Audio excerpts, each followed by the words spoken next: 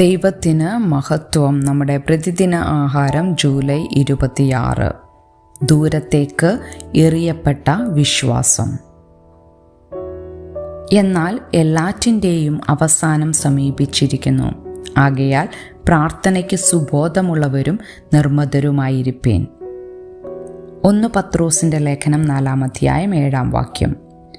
6 ടോഗൻ കൗമാരക്കാർ 1965 ജൂണിൽ സാഹസികത തേടി തങ്ങളുടെ ദ്വീപ് നാട്ടിൽ നിന്ന് യാത്ര തിരിച്ചു. എന്നാൽ ആദ്യ രാത്രിയിൽ ഒരു കൊടുങ്കാറ്റ് അവരുടെ പായ്മരവും ചുക്കാനും തകർത്തപ്പോൾ അവർ ദിവസങ്ങളോളം ഭക്ഷണമോ വെള്ളമോ ഇല്ലാതെ ഒഴുകി തെക്കൻ പസഫിക് സമുദ്രത്തിലെ ആറ്റ എന്ന ജനവാസമില്ലാത്ത ദ്വീപിലെത്തി. 15 മാസങ്ങൾ കഴിഞ്ഞാണ് അവരെ കണ്ടെത്തിയത്. അറ്റയിൽ അകപ്പെട്ട കുട്ടികൾ അതിജീവനത്തിനായി ഒരുമിച്ച് പ്രവർത്തിച്ചു. ഒരു ചെറിയ കൃഷിത്തോട്ടം സ്ഥാപിക്കുകയും മഴവെള്ളം സംഭരിക്കുന്നതിന് തടി തുരന്ന് പാത്രമുണ്ടാക്കുകയും ഒരു താൽക്കാലിക ജിം പോലും നിർമ്മിക്കുകയും ചെയ്തു. ഒരു കുട്ടി മലഞ്ചെരിവിൽ നിന്ന് വീണ് കാലൊടിഞ്ഞപ്പോൾ മറ്റുള്ളവർ വടികളും ഇലകളും ഉപയോഗിച്ച് അത് വെച്ചുകെട്ടി സുഖപ്പെടുത്തി.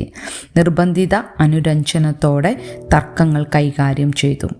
ഓരോ ദിവസവും പാട്ടും പ്രാർത്ഥനയുമായി ആരംഭിക്കുകയും അവസാനിപ്പിക്കുകയും ചെയ്തു. കുട്ടികൾ അവരുടെ കഠിനാധ്വാനത്തിലൂടെ ആരോഗ്യവാന്മാരായപ്പോൾ അവരുടെ കുടുംബം ആശ്ചര്യപ്പെട്ടു. അവരുടെ ശവസംസ്കാര ചടങ്ങുകൾ ഇതിനകം നടന്നിരുന്നു. 1-ാം നൂറ്റാണ്ടിൽ യേശുവിൽ വിശ്വസിക്കുന്നത് ഒരു ഒറ്റപ്പെട്ട അനുഭവമായിരിക്കും. നിങ്ങളുടെ വിശ്വാസത്തിനു വേണ്ടി പീഡിപ്പിക്കപ്പെടുകയും പലപ്പോഴും കുടുംബത്തിൽ നിന്ന് അകന്നു പോകുകയും ചെയ്താൽ ഒരാൾക്ക് അകൽച്ച അനുഭവപ്പെടാം.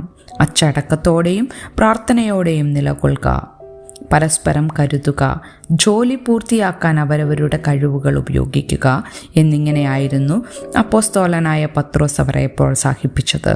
കാലക്രമേണ അവരുടെ പരിശോധനകളിലൂടെ ദൈവം അവരെ ശക്തരും വിശ്വാസത്തിൽ സ്ഥിരതയുള്ളവരും ആയി പുറത്തു കൊണ്ടുവരും.